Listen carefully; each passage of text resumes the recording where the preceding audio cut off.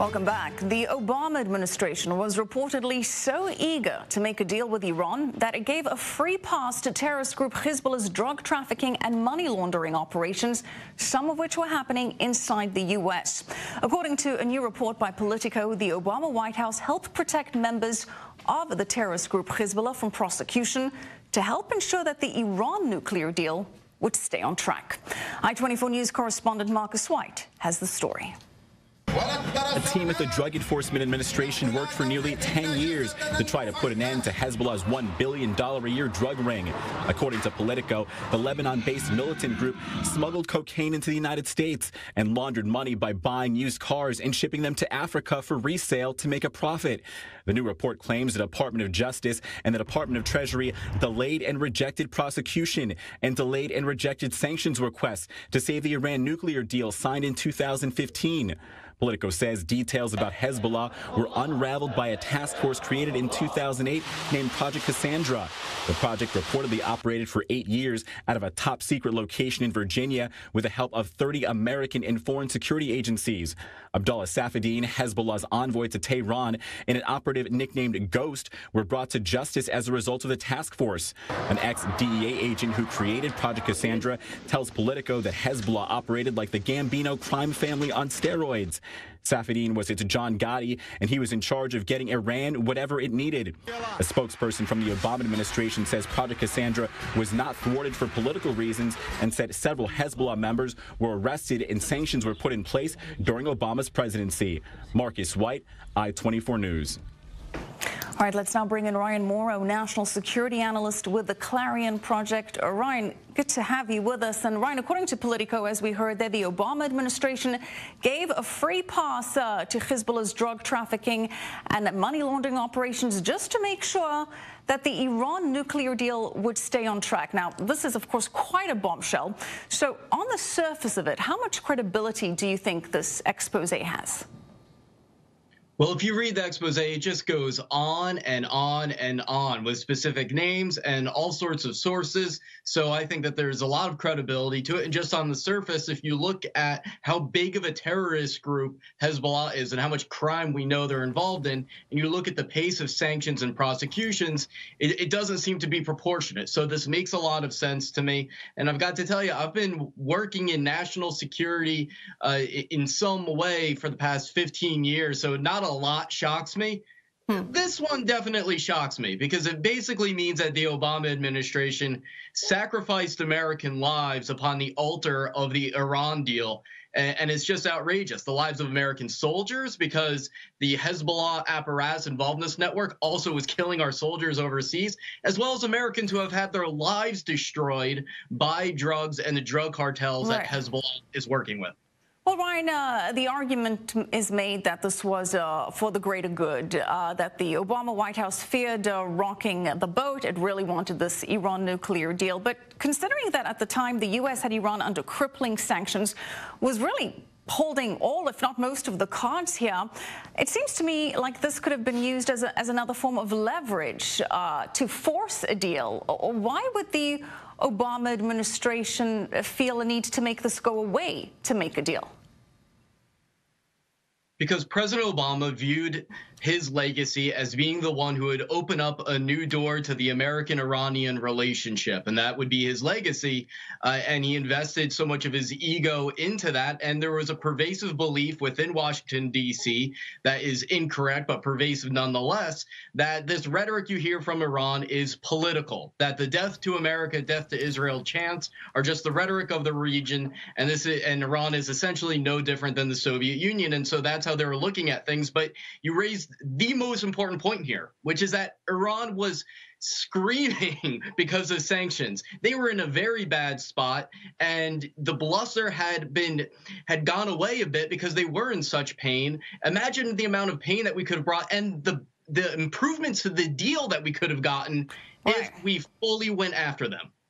Yeah, it doesn't make much sense, Ryan. But now we have the situation where reportedly, because these agents were reassigned and they were asked to drop this, that the U.S. government has now lost track of this Hezbollah drug trafficking campaign, which is believed to still be operational. And it's also reportedly lost some insight into other Hezbollah criminal activities around the world. Now, we know Hezbollah is working with Iran, with Russia, with Bashar al-Assad's regime in Syria. So you look at what this means, having dropped this investigation. What are the costs of this? Well, the cost in the loss of intelligence is absolutely immense. The cost to just even the operating culture of the national security apparatus of the United States is also immense, because then you have a culture saying, well, if what we're about to do impedes upon a policy, then you're not supposed to enforce the law. And every single element, every single individual within the Hezbollah crime network is also a terrorist that could kill American civilians and believes that killing Americans is the duty ordained upon them by Allah. And so when the story is finally written of the Obama administration, how many side deals to this nuclear deal are we going to learn about? How many prosecutions and investigations of terrorists have been stopped that we still don't know about? Because we keep hearing about more and more side deals, more and more acts of appeasement, and more investigations and prosecutions that were stopped. Well, Ryan, as we know, President Trump says that the Iran nuclear deal is the worst deal ever. Many would agree. Between the financial rewards that Iran received up front, the sunset clause, the limited inspections, just to name a few of the problematic issues. And now, as you mentioned, this shows that it was an even worse deal than thought and could be even worse than we think it is now.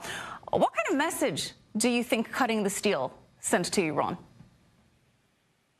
Well, it sent a message to the Iranian people, which is the same message that they got when they were protesting against the Iranian regime. And they were saying, America, America, are you with us or against us? And that message is that when it comes to standing on the side of the Iranian people or the Iranian regime, we consistently choose the Iranian regime and their Islamic revolution instead of having a strategy for victory, which would require the removal and dismantlement of that regime, not through war, but through supporting the Iranian people. And so they are the ones that pay the highest price here, in addition to the families of those American servicemen and women who died as a result of Hezbollah's terror operations, which we now know were allowed to continue and be financed through crime.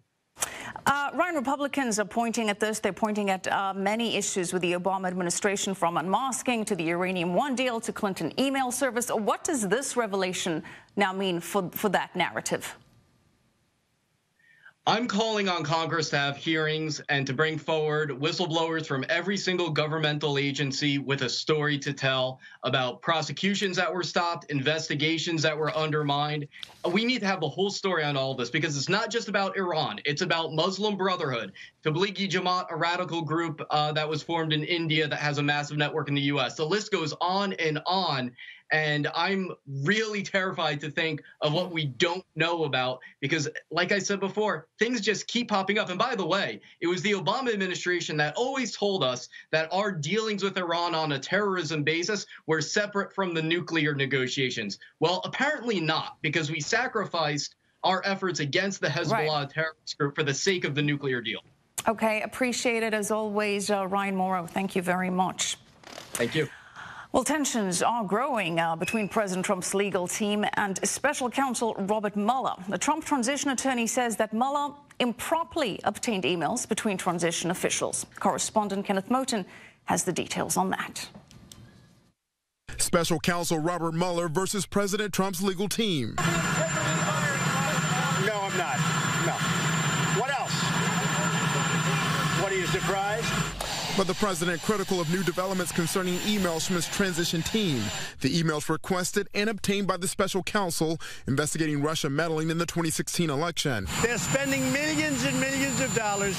There is absolutely no collusion. No word on what Mueller's team was specifically looking for, but a Trump transition attorney is crying foul, sending a letter to congressional leaders alleging that the emails were improperly provided to the special counsel. That argument borders on frivolous because it's from their server. government documents, it's very clear when you begin the process that there's no expectation of privacy, and this is a federal criminal probe. So I don't think that's a real serious argument. But our legal analyst says one serious argument, Trump's team also citing attorney-client privilege in some of the emails. Mueller's spokesman rejected allegations of wrongdoing, saying, quote, when we have obtained emails in the course of our ongoing criminal investigation, we have secured either the account owner's consent or appropriate criminal process. Republicans should end their concerted effort to undermine the credibility of the Mueller investigation. This week, Mueller's team and the president's lawyers expected to meet face-to-face. All right, Kenneth Moten reporting there. Still ahead on the show, the new man in charge of South Africa's ruling party, the ANC. That's next on Clear Cut.